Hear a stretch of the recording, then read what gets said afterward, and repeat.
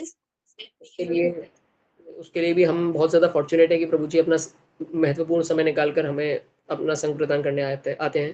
तो आप सभी से ये आग्रह रहेगा कि जिनके लिए भी समय है अपने कैमरास ओपन रखें और ध्यानपूर्वक प्रभु जी के लेक्चर का श्रवण करें। और इसी के साथ हम प्रभु जी का वेलकम करेंगे बाय लाउडली चैंटिंग हरे कृष्ण महामंत्र से। हरे कृष्णा कृष्ण कृष्ण हरे हरे, हरे राम राम राम हरे हरे। हरे कृष्णा प्रभु जी, प्रणाम जी। वास्तविकता में इस गुणगान की योग्य तो मैं बिल्कुल नहीं हूँ। चलिए, भक्तों का प्रेम रहता है तो हम चर्चा करेंगे आज वंशीदास बाबा जी महाराज जी और साथ में रघुनंदन ठाकुर, इन दोनों के विषय में। इन दोनों का ही डिसअपीयरेंस डे है। शुरू करते हैं। ओम नमो भगवते वासुदेवाय। ओम नमो भगवते वासुदेवाय। ओम नमो भगवते वासुदेवाय। ओम अज्ञानतिमिरान्धस्य ज्ञानाञ्जनशलाकया चक्षुरुन्मिलितं येन तस्मै श्रीगुरुवे नमः। नमो ओम विष्णुपादाय कृष्णपृष्ठाय भूतले श्रीमते भक्तिवेदांत स्वामिन्निति नामिने। नमस्ते सरस्वती देवे गौरवाणी प्रचारिणे निर्विशेष शून्यवादी पाश्चात्य देशतारिणे। जय जगद्गुरु शिल प्रभुपाद की जय।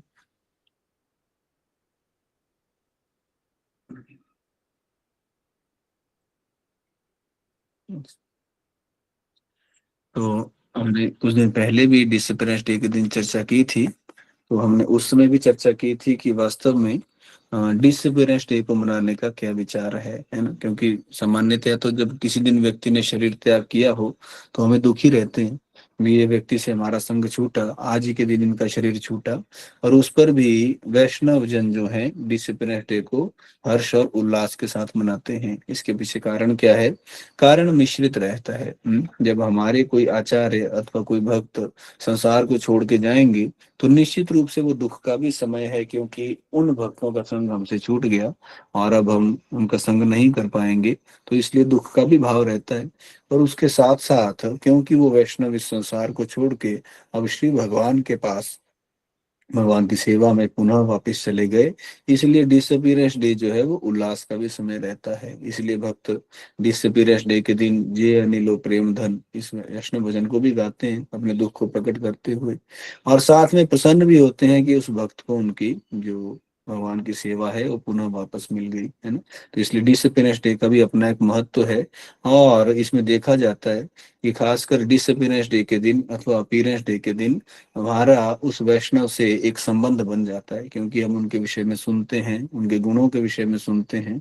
तो वैसे जो वैष्णव हैं उनके जीवन से, उनके शिक्षाओं से हम बहुत कुछ सीख सकते हैं, जो डिसिप्लिनेस डे के दिन अथवा अपीयरेंस डे के दिन वो हमारे हृदय में ज्यादा प्रवेश करते हैं, है ना। तो आज रघुनंदन दास ठाकुर और साथ में वंशीदास बाबू जी महाराज, ये दो महान पर्सनैलिटीज हुई, इनका डिसिप्लिनेस डे है। तो 15-15 मिनट हम दोनों के विषय में सुनने का प्रयास करेंगे और समझेंगे, है ना, कैसे क्या दिव्य गुण थे।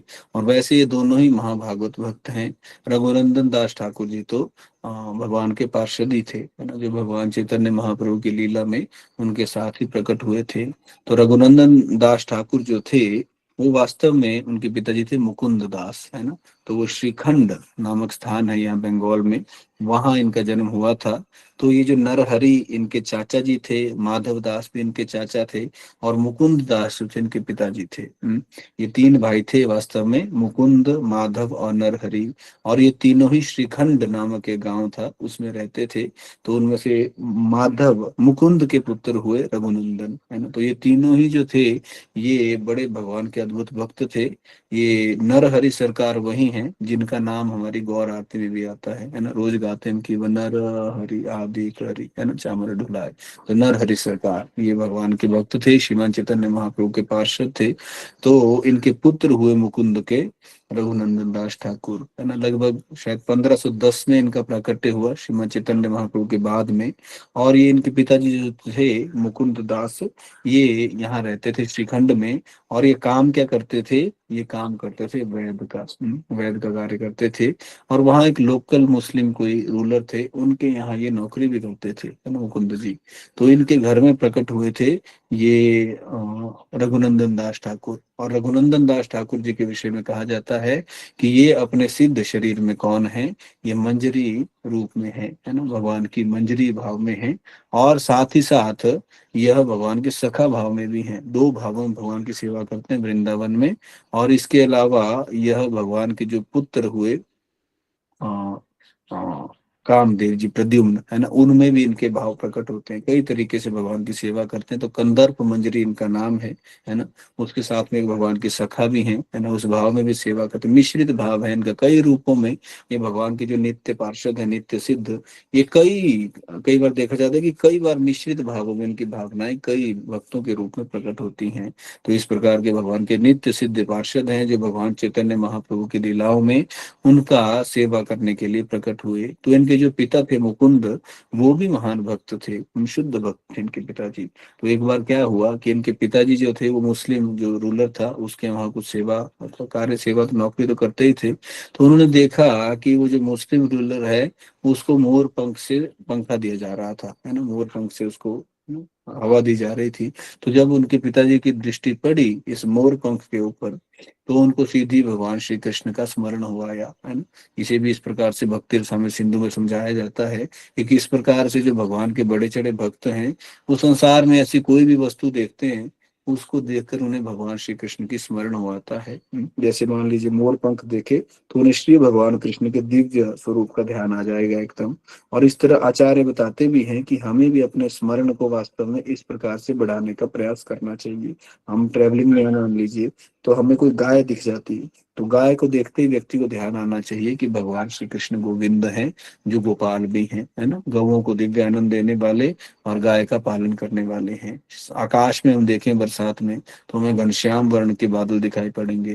तो घनश्याम वर्ण को देखते ही सीधे भगवान श्री कृष्ण के दिव्य स्वरूप का स्मरण आना चाहिए। इस प्रकार से जो मोर मुकुट को देखा मुकुंद जी ने, मोर मोर पंख को देखा, तो भगवान श्री कृष्ण के दिव्य मोर मुकुट अथवा भगवान के दिव्य मुखमंडल और सारा भगवान का रूप प्रकट हो गया। और ऐसा भाव प्रकट हुआ कि वो मूर्छित ही हो गए।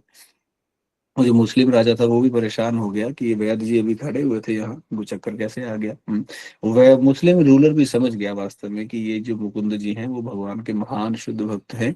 और वो भी उनका उसके बाद काफी आदर करता था, हालांकि मुसलमान था पर उसके बावजूद उनका बड़ा आदर करता था। तो ऐसे महान भक्त के घर में रघुनंदन दास ठाकुर प्रकट हुए।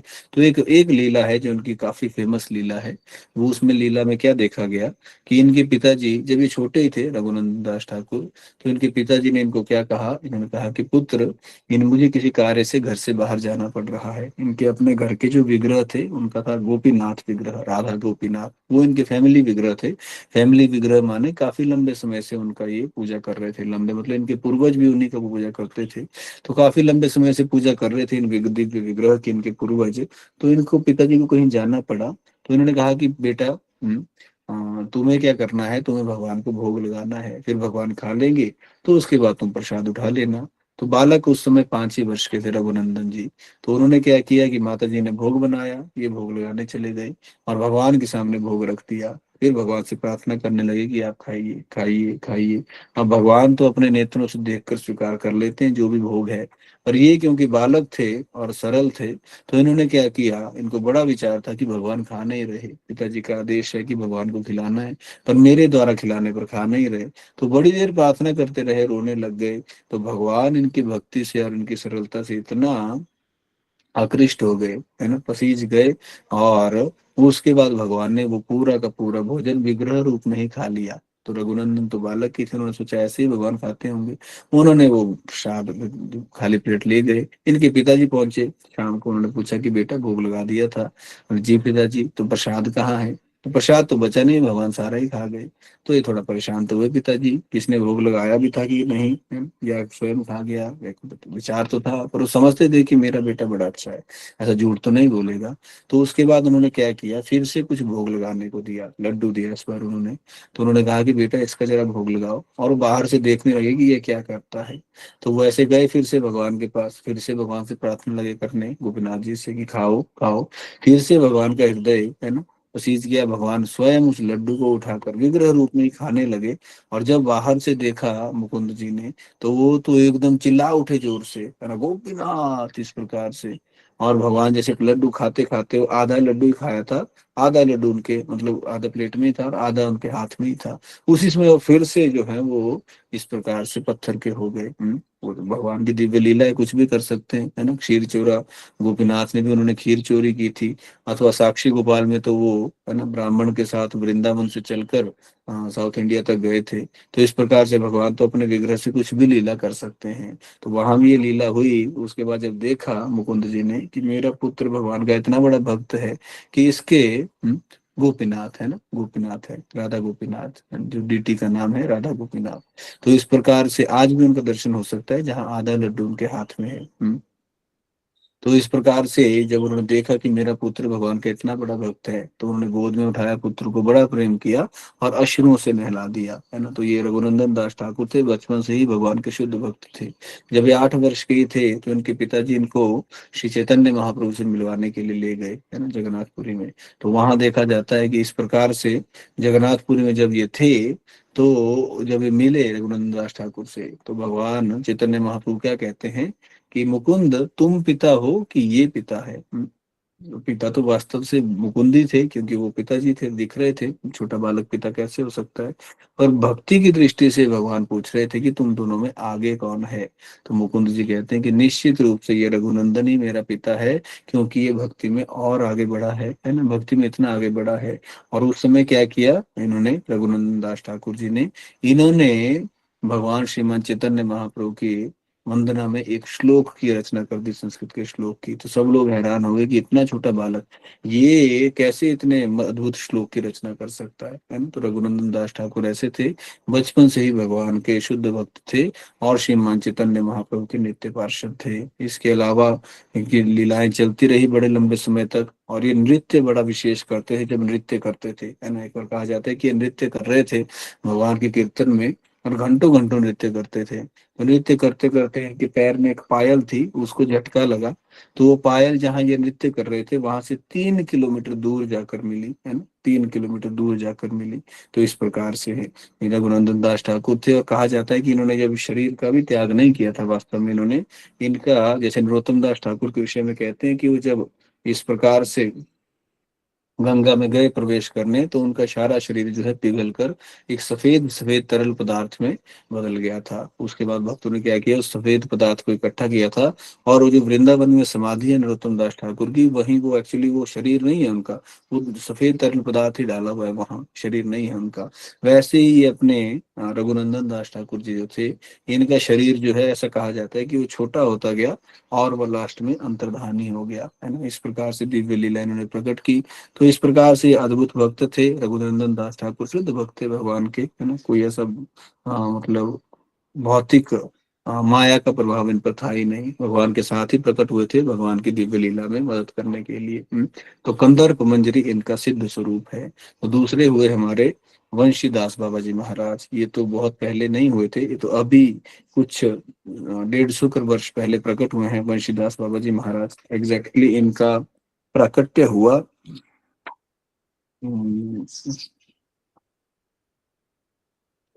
1600, 1800, डेट एग्जैक्टली नहीं मिल रही मुझे। तो ये वंशीदास बाबा जी महाराज जो हैं, है ना, ये शुद्ध भक्त थे। इनका जीवन भी अद्भुत था, इनका जीवन तो बहुत ही अद्भुत था, क्योंकि ये बाबा जी वेश में रहते थे, है ना। हमारे इस कौन में या गौड़ीय मठ में 3 बाबा जी बड़े फेमस हैं, वंशीदास बाबा जी महाराज, जगन्नाथ दास बाबा जी महाराज और गौर किशोर दास बाबा जी महाराज, है ना। दो तो हमारे गुरु परंपरा में ही आते हैं, है ना। हमारे जो प्रभुपाद जी के गुरु हुए भक्ति सिद्धांत सरस्वती महाराज, उनके गुरु जी हुए श्री गौर किशोर दास बाबा जी महाराज, उनके गुरु जी भक्ति विनोद ठाकुर, और भक्ति विनोद ठाकुर जी के गुरु महाराज हुए जगन्नाथ दास बाबा जी महाराज। तो इस प्रकार से जगन्नाथ दास बाबा जी महाराज, ये तीन बाबा जी हुए, हालांकि अलग अलग समय पे थे, पर ये तीन बड़े फेमस बाबा जी हैं। बाबा जी का अर्थ हुआ कि जो सामान्य नियम होते हैं सबों के लिए, उनका ये ऐसे पालन नहीं करते थे। ये बिल्कुल कैसे रहते थे, विरक्त भाव में, है ना, बिल्कुल विरक्त भाव में रहते थे। और जो सामान्य नियम दिए जाते हैं, माला जप करने का, समय से नहाने का, पूजा पाठ करने का, इन सारे नियमों का ये बाबा जी महाराज जो है वो पालन नहीं करते। कारण क्या है इसका, है ना। तो ये नियमों का पालन तो होना चाहिए, पर इसके विषय में कहा जाता है कि सबसे बड़ा नियम क्या है भक्ति का, सबसे बड़ा नियम है कि सदा भगवान का स्मरण होता रहे, और क्षण भर भी भगवान को ना भूला जाए।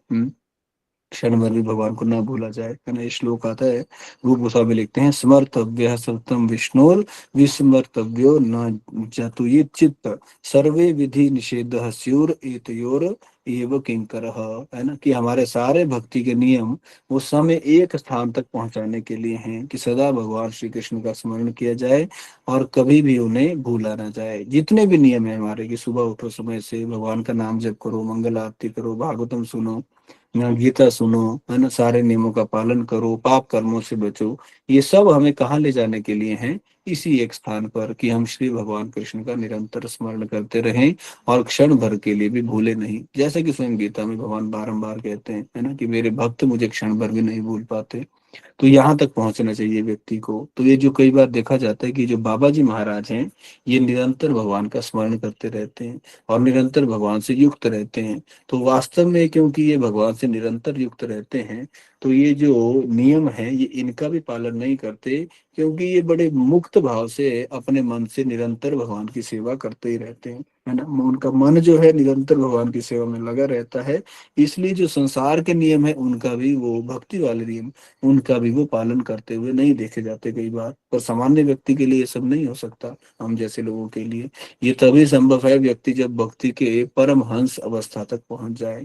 तो वंशीदास बाबा जी महाराज परम हंस अवस्था में थे, और इस प्रकार से वो केवल कॉपीन धारण करते थे, है ना। और बाहर से कोई उनको देखे तो उनका व्यवहार अथवा उनका चाल ढाल ऐसा था कि कोई सोचेगा कि ये पागल है ना। लगभग ऐसे ही लगते थे। कोई प्रचार नहीं किया उन्होंने, एक भी शिष्य नहीं बनाया, निरंतर भगवान के भक्ति भाव में लगे रहते थे। कोई पूछेगा कि ये लोग फिर आते ही क्यों हैं संसार में, इनका फायदा क्या हो जब प्रचार नहीं करते, अपने में ही खोए रहते हैं। तो इसका कारण ये है, नरोत्तम दास ठाकुर कहते हैं, दर्शने पवित्र करो यही तो मार्ग गुण, कि ऐसे जो भक्त हैं वो अपने दर्शन मात्र से अथवा इस धराधाम पर घूमकर इस पृथ्वी पर जितने भी जीव हैं उनको पवित्र करते हैं, है ना। इनके दर्शन मात्र से लोग पवित्र हो जाते हैं। तो ऐसे बंशीदास बाबा जी महाराज थे, जो उनका जन्म हुआ था आजकल के बांग्लादेश में, है ना, जहाँ बांग्लादेश है वहां प्रकट हुए थे ये। और इनका जो परिवार था वो मछुआरों का परिवार था वास्तव में, है ना, मछुआरों का परिवार था। और ये भी शुरू में मछली पकड़ने का ही काम करते थे, है ना। और इनकी जो फैमिली, नरोत्तम दास ठाकुर ने एक्चुअली बांग्लादेश के जो इलाका है आजकल वहाँ बड़ा प्रचार किया था। तो इनके जो गुरु महाराज थे वो भी नरोत्तम परिवार से ही थे, तो गौड़ीय संप्रदाय में ही थे। तो वहाँ ये बचपन में ही इनकी दीक्षा हो गई थी, है ना। बचपन में ही इनकी दीक्षा हो गई थी, और बचपन का नाम था इनका भैरव चंद्र, है ना। इनके भाई भी थे, बहनें भी थी, और ये नेचुरली वहाँ मछली पकड़ते थे। पर इन्होंने दीक्षा ले ली बचपन में ही गौड़ी संप्रदाय में, जो इनका नरोत्तम परिवार के वहाँ बड़ा प्रचार किया नरोत्तम दास ठाकुर ने। तो वहाँ की फैमिली ट्रेडिशन में वैष्णव संप्रदाय चलते हैं। तो वहाँ भैरव चंद्र थे ये इनका नाम, और इन्होंने बचपन में ही दीक्षा ले ली। शुरू में तो ये मछली आदि पकड़ते थे, पर उसके कुछ के बाद जब अपने गुरुजी के पास जाने लगे, इनके गुरुजी का नाम भी नरोत्तम बाबा ही था, इनके गुरुजी का नाम। तो उनके पास गुरुजी के पास जाने लगे, रेगुलरली सुनने लगे भगवान राधा कृष्ण की लीलाओं के विषय में, गौर निताई के विषय में, इस संसार के अस्थिरता के विषय में, है ना। तो ये सुनते सुनते ये फिर एकदम परिवार के प्रति, है ना, और संसार के प्रति इनका वैराग होने लगा। जब घर वालों ने देखा कि ये तो साधु बनने के चक्कर में लग रहा है, तो उन्होंने जल्दी से विवाह कर दिया। ऐसा करते हैं पहले के लोग, है ना, कि ये लग रहा है कि ये साधु बन जाएगा तो इसका विवाह कर दो। तो उन्होंने विवाह कर दिया इनका। पर फिर भी इनका संसार के प्रति जो कोई रहा नहीं कोई भाव, और लगभग इन्होंने विवाह के बाद घर बार का त्याग कर दिया अपने परिवार का। और उसके बाद कैसे रहते थे ये, बिल्कुल एक लंगोटी में, है ना, कॉपीन धारण करते थे, उसके अलावा कुछ नहीं, है ना। और इनका जो शरीर था वो भी बड़ा बलिष्ठ था, और जो सामान्य नियम होते हैं वैष्णवों के उनका ये पालन भी नहीं करते थे। पर ऐसा भी नहीं था कि भक्ति के विरोध में कोई कार्य करते थे, है ना, क्योंकि उन दिनों जो है भक्ति के बहुत सारे अपसंप्रदाय जो है वो चले हुए थे। तो भक्ति के विरोध वाले कोई काम नहीं करते थे। पर ऐसा देखेंगे कि माला के ऊपर नाम जप करेंगे या उस तरह से कुछ नहीं करते थे। और निरंतर भगवान के भाव भजन में रहते थे, बड़े सुंदर विग्रह भी थे इनके, और उन विग्रहों को सदा अपने साथ लेकर चलते थे, है ना। विग्रह भी इनके पास गौर निताई के अलग थे, राधा कृष्ण के अलग थे, वो सब विग्रहों को लेके चलते थे और अपने विग्रहों से बातें करने में लगे रहते थे। कई बार इनके पास लोग मिलने आते थे तो ये विग्रह से बातें कर रहे होते थे, और लोगों को लगता है भी शायद ये पागल है ना। नॉर्मल आदमी को यही लगेगा कि ये विग्रह से ही बातें किए जा रहे हैं, पर ऐसा अद्भुत इनका प्रेम था विग्रह के प्रति। ये ऐसा वर्णन आता है कि एक बार एक गौर निताई के विग्रह को लेकर समुद्र के किनारे पहुंचे, तो इन्होंने गौर निताई के विग्रह से पूछा कि तुम स्नान करना चाहते हो। तो विग्रह ने कहा होगा उनको, तो उन्होंने पानी की लहरों को इशारा किया कि आओ आओ, और पानी की लहरें एकदम उठ के आई और गौर निताई के विग्रह को स्नान करवा दिया। तो इस लेवल का भजन था इनका, बहुत ऊंचे स्तर का भजन, है ना, वंशीदास बाबू जी महाराज का। और ये जो हमारे भक्ति सिद्धांत सरस्वती महाराज जी थे, इनको इनसे मिलवाने के लिए ले गए थे इनके पिताजी भक्ति विनोद ठाकुर, है ना। भक्ति विनोद ठाकुर ये जानते थे कि वंशीदास बाबा जी महाराज ये सिद्ध संत हैं बहुत ऊंचे स्तर के। तो 1903 में, है ना, क्लियर वर्णन तो नहीं है, पर 1903 में भक्ति सिद्धांत सरस्वती महाराज जी को वंशीदास बाबा जी महाराज के आश्रम में लेकर गए थे। वहां उन्होंने मिलवाया इनको।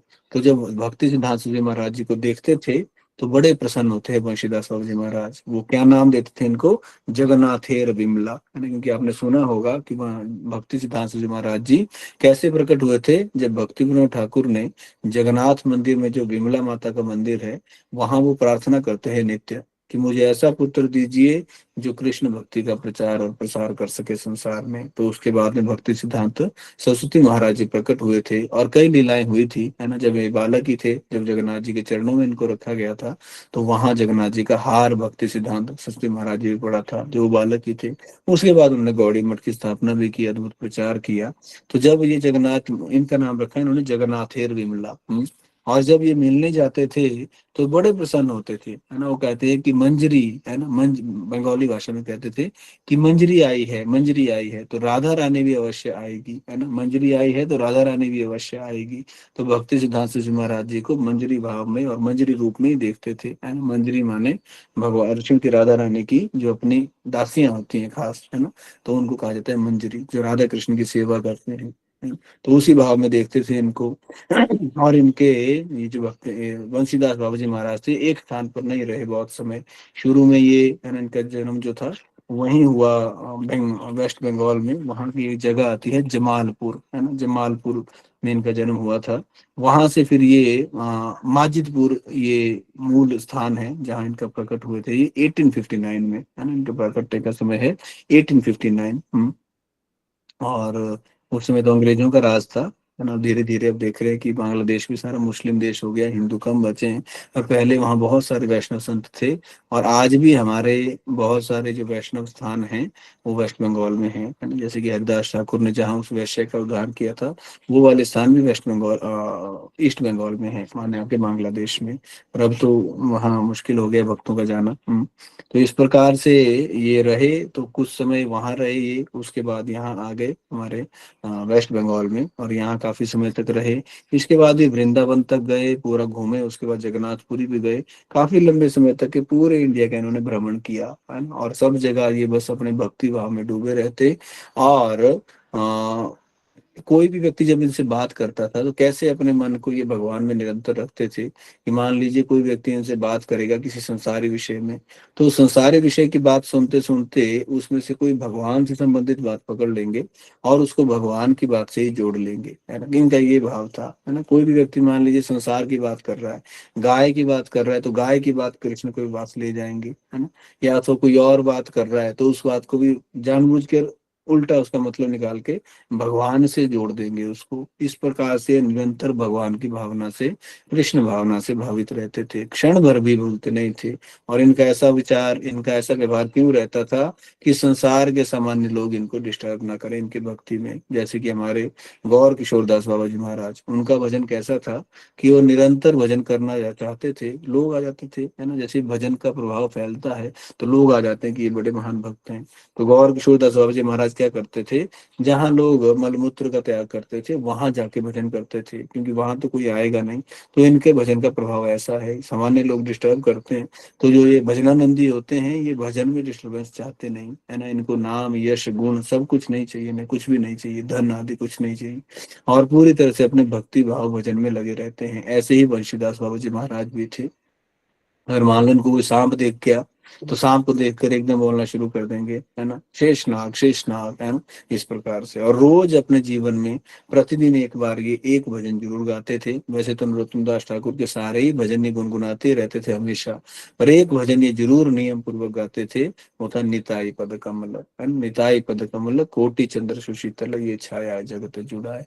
तो ये हमारे नित्यानंद प्रभु की जो वंदना में ये भजन लिखा गया है नरोत्तम दास ठाकुर के द्वारा, इसको जरूर गाते थे प्रतिदिन, है ना। तो नित्यानंद प्रभु की विशेष कृपा रहती है। आप भक्तों पर जानते हैं कि जिस भक्त को भजन में जल्दी स्थिरता चाहिए और संसार की आसक्तियों से मुक्ति चाहिए, अगर वो नित्यानंद प्रभु से रेगुलरली प्रार्थना करे तो वो उस चीज में स्थिर हो जाता है ना। ये देखा जाता है कि भक्ति में जीवन में प्रगति करना आसान नहीं है, पर नित्यानंद प्रभु की कृपा से ये चीज सरलता से हो सकती है। इसीलिए कहते हैं, हाँ, हेनु निताई बिने भाई, राधा कृष्ण पाइते नाई, दृढ़ करी धरो निताई पाए। नित्यानंद प्रभु से कृपा प्रार्थना करेंगे तो राधा कृष्ण मिलेंगे। तो राधा कृष्ण और नित्यानंद प्रभु, इनका सिस्टम समझ नहीं आया कि नित्यानंद प्रभु से राधा कृष्ण क्यों मिलेंगे, क्योंकि राधा कृष्ण की भक्ति के लिए जो गुण चाहिए हमारे अंदर, वो नित्यानंद प्रभु हमें दे देंगे सरलता से, है ना। ऐसे भी मिल जाते हैं वो गुण, ऐसा नहीं है, भक्ति करने से स्वतः मिल जाते हैं, पर नित्यानंद प्रभु की कृपा से सरलता से मिल जाते हैं। तो हमें तो सरलता से चाहिए, क्योंकि हमें वैसे तो मिलने वाले नहीं है, बड़ा मुश्किल है भक्ति। तो नित्यानंद प्रभु से, चैतन्य महाप्रभु से रेगुलरली प्रार्थना करेंगे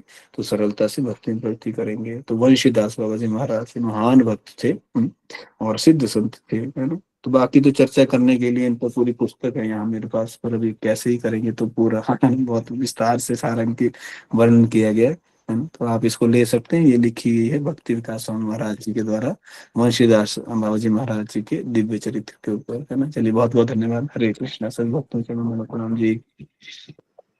हरे कृष्णा, बहुत बहुत धन्यवाद प्रभु जी। प्रभु जी, कुछ प्रश्नों के लिए समय है? जी जी प्रभु। तो अभी मैं क्रम से आप सभी का नाम लूंगा। आप सभी एक साथ अनम्यूट नहीं कीजिएगा, नहीं तो सबको डिस्टरबेंस होगा और किसी के प्रश्न नहीं हो पाएंगे। आप सभी को कुछ ही देर में अनम्यूट करने के लिए अलाउ कर दिया जाएगा। तो सबसे पहले इंदु माता जी, आप अनम्यूट करके अपना प्रश्न पूछ सकते हैं। हरे कृष्णा, धन्यवाद, प्रणाम। हरे कृष्णा, सादर प्रणाम प्रभु जी, कोटि कोटि धन्यवाद प्रभु जी, बहुत सुंदर संस्मरण सुनाने के लिए दोनों दोनों वैष्णव शुद्ध भक्तों के जीवन के बारे में बहुत बहुत बिल्कुल। धन्यवाद प्रभु जी। ये आप अभी बोले प्रभु जी, कौन सी पुस्तक है, प्लीज नाम बता दीजिएगा और कहाँ मिलेगी? ये इस्कॉन मंदिर में मिल जाएगी आपको, अगर मंदिर में नहीं मिली तो वृंदावन में तो पक्का मिल जाती है सारी पुस्तकें। इनका ये है, इनका फोटो भी है बंशीदास स्वामी जी महाराज जी का, इसी तरह रहते थे अवधूत रूप में। तो ये भक्ति विकास स्वामी महाराज जी ने लिखी है, प्रभुपाद जी के शिष्य हैं। श्री, इसका नाम ही है श्री वंशीदास बाबा जी, है ना। इतना ही नाम है पुस्तक का। या हिंदी में? ऑनलाइन हिंदी में मिल?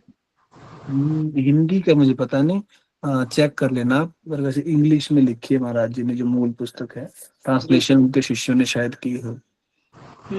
वही मैं कह रही थी, भक्ति विकास स्वामी महाराज के द्वारा, तो इंग्लिश में होगी प्रभु जी। हाँ, ये तो इंग्लिश में है, पर शायद इसका ट्रांसलेशन मिलती है। महाराज जी हिंदी भी बड़ी सुंदर लिखते हैं, तो हो सकता है हिंदी में भी हो। जी जी जी प्रभु जी, धन्यवाद प्रभु जी। हरे कृष्णा, धन्यवाद माता जी। हरे कृष्णा, दीपमाला माता जी, आप पूछ सकते हैं। हरे कृष्णा प्रभु जी, दंडवत प्रणाम। धन्यवाद माता जी।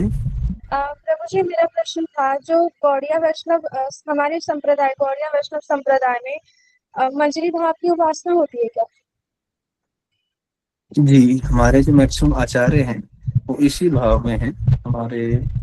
प्रभुपाद जी के बारे में तो स्पष्ट नहीं बोला जाता, और उससे पहले भक्ति सिद्धांत सरस्वती महाराज जी, गौर किशोरदास बाबा जी महाराज जी, भक्ति विनोद ठाकुर, और उससे पूर्व के भी जो हमारे बड़े बड़े आचार्य हैं, विश्वनाथ चक्रवर्ती ठाकुर, हमारे रूप मंजरी, सनातन मंजरी, सारी 6 के 6 गोस्वामी, ये सारे मंजरी भाव में हैं।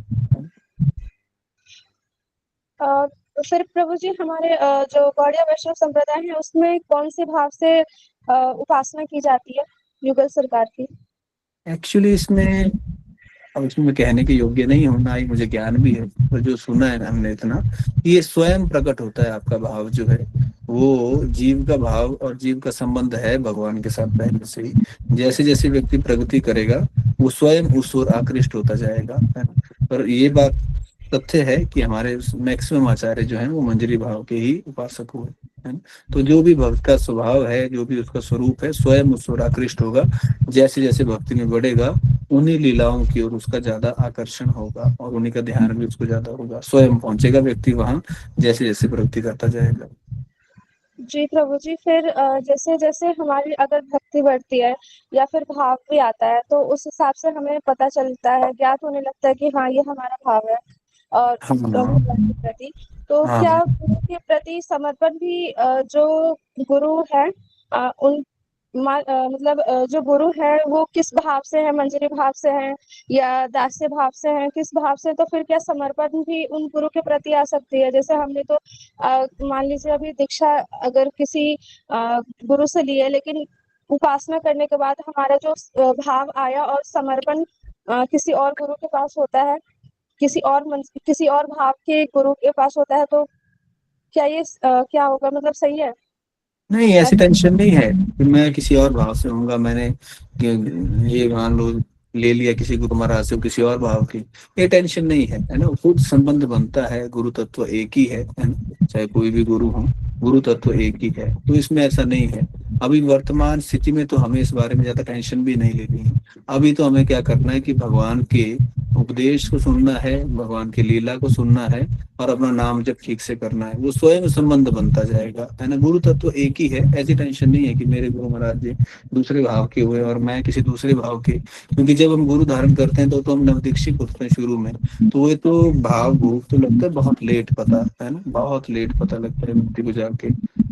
तो ऐसी टेंशन शुरू में लेने की आवश्यकता नहीं है। जिन भी गुरु के प्रति आप आकृष्ट हो रहे हैं, उनसे आप दीक्षा लेना चाहते हैं, आप भाव से लो, कोई टेंशन नहीं है ऐसी।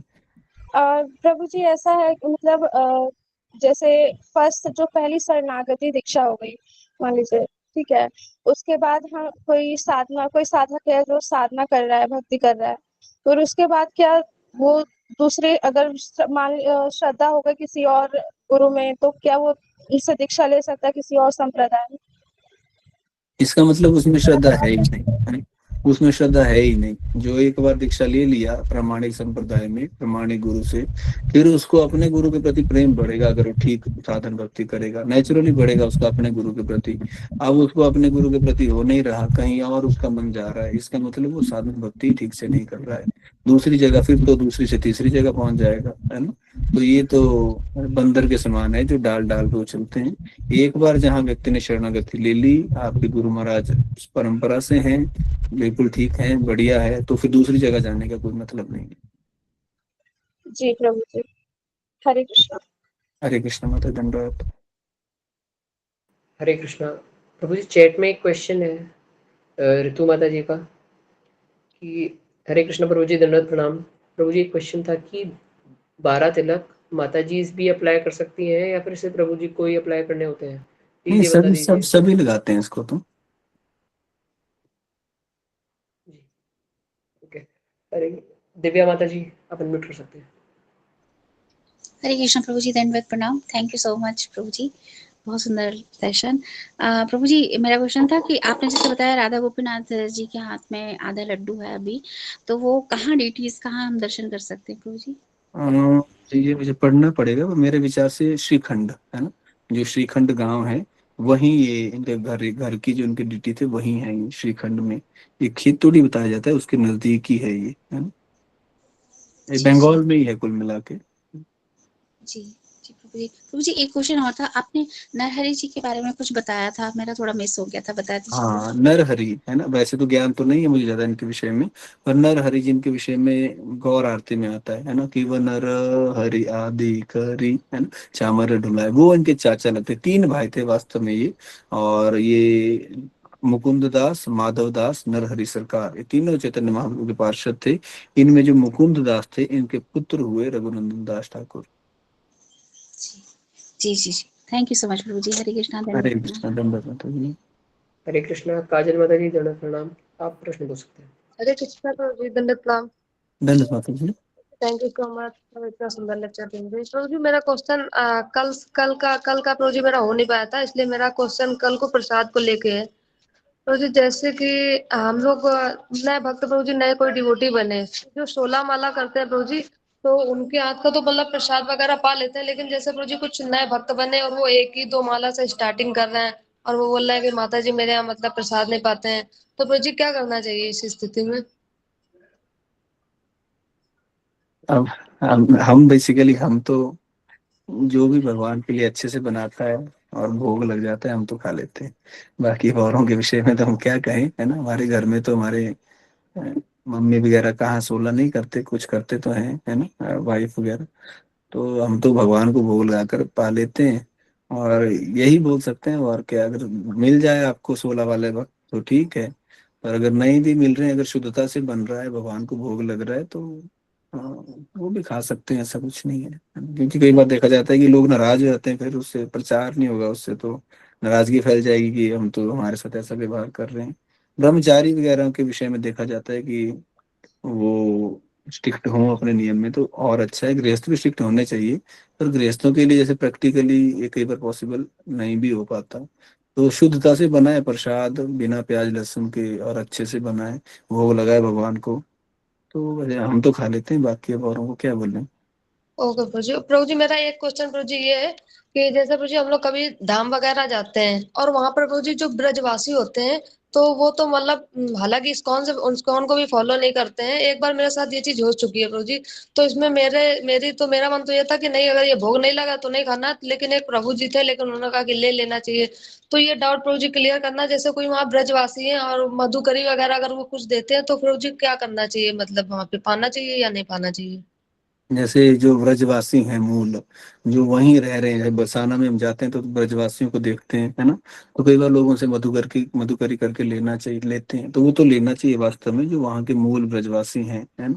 और वो ऐसा नहीं है, वो प्याज लहसुन नहीं डालते। अगर आप जाओगे बरसाना और अब बरसाना में आप उनसे मांगोगे, तो मैंने तो ये चीज देखा कि वो बड़े खुले हृदय से देते हैं, है ना, बड़ा उनका ये भाव देखा मैंने। आप मांगोगे तो देंगे, उनकी माताएं भी अंदर से आके तो ले सकते हैं। ब्रजवासी तो, ब्रजवासी जो रह रहे हैं वहाँ, जो वहीं पैदा हुए हैं, वैसे तो ब्रजवासी उसको माना जाता है जिसकी पिछली 50 जनरेशन ब्रज की हो। तो वैसे तो ब्रजवासी ऊपर, हमको क्या पता वो कौन ब्रजवासी है कौन नहीं।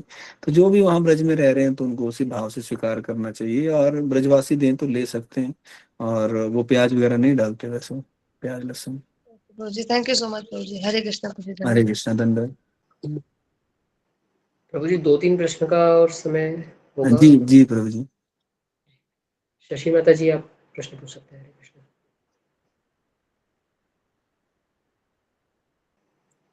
हरे कृष्ण। हरे कृष्णा प्रभु जी। मेरा दंड प्रश्न माता जी। हाँ जी, मेरा क्वेश्चन जो है वो इस लेक्चर से नहीं है, मेरा प्रश्न थोड़ा अलग है। मैं ये पूछना चाहती थी कि जो सुबह आरती में मतलब सेवा होती है आरती की, तो उसमें मैं पार्टिसिपेट कर सकती हूँ? हाँ, आरती में जैसे मंदिर में जाके, नरसिंह में आरती नहीं, जैसे यहाँ पर होती है जो ऑनलाइन में। यहाँ जूम पे। हरे कृष्ण। हाँ जी, यहाँ हाँ, पर जो होती है भागवत आरती भागवत में सेवा। भी बता देंगे यार। हाँ जी, माता जी हाँ जी, सेशन के एंड होने पर एक बार मैं आपको कंफर्म करता हूँ प्लीज। ठीक है प्रभु जी, सेशन के end. Thank you. Hare Krishna प्रभु जी। ओके, अर्चना माता जी लास्ट क्वेश्चन।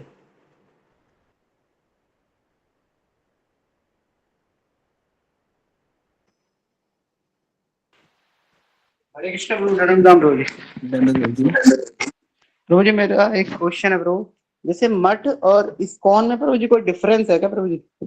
गौड़ीय मठ और इस्कॉन में हाँ जी प्रभु जी। मूल जो फिलॉसफी है उसमें कोई डिफरेंस नहीं है ना, मूल फिलॉसफी में कोई डिफरेंस नहीं है। थोड़ा प्रचार के मूड में थोड़ा डिफरेंस देखा जाता है कि इस्कॉन में हमारे जो प्रभुपाद जी ने जो नियम बनाए थे 16 माला वाले, उसको स्ट्रिक्टली हम फॉलो करने की कोशिश करते हैं। और पता नहीं, अब जो मैंने देखा कि गौड़ी मठ में जल्दी दीक्षा दे देते हैं इजीली, और कई बार 2 माला, कई बार कई जगह तो उन्होंने प्याज का भी नियम में कॉम्प्रोमाइज कर दिया है। हमारे हिमाचल में एक जगह है, यहाँ उन्होंने कई जगह टूट गया ना गौड़ी मठ कई उसमें, तो वहाँ देखा गया। मूल उसमें तो फर्क नहीं है कोई भी, है ना, फिलोसफी में, पर प्रचार की उसमें तो थोड़ा फर्क देखा जा रहा है अब, है ना। बाकी तो ऐसे मूल फिलोसफी में तो कोई नहीं, क्योंकि प्रभुपाद जी स्वयं गौड़ी मठ से थे। ठीक है रोहन, ठीक है भैया, हरे कृष्ण। हरे कृष्ण, धन्यवाद। समय हो चुका है, प्रश्न अभी काफ़ी सारे, 3 प्रश्न और हैं, बट समय हो चुका है, प्रभु जी के पास भी समय नहीं है, प्रभु जी बिजी हैं। तो आप सभी से रिक्वेस्ट रहेगी, आप अगले सेशन के लिए अपने प्रश्न नोट डाउन कर सकते हैं, प्रभु जी से ही पूछ सकते हैं नेक्स्ट जब भी प्रभु जी का सेशन हो। हरे कृष्ण, बहुत बहुत धन्यवाद प्रभु जी एक बार फिर से। हरे आप कृष्ण सभी जी। भक्तों से रिक्वेस्ट है, प्रभु जी का धन्यवाद व्यक्त कीजिए बाय लाउडली चैंटिंग हरे कृष्णा, और जो चैंट नहीं कर सकते प्लीज कमेंट बॉक्स में टाइप कीजिए हरि को। हरे कृष्णा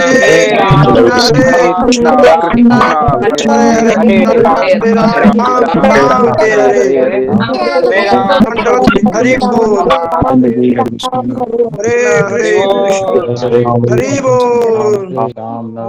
धन्यवाद जी, हरे कृष्णा सब भक्तजनों, धन्यवाद जी।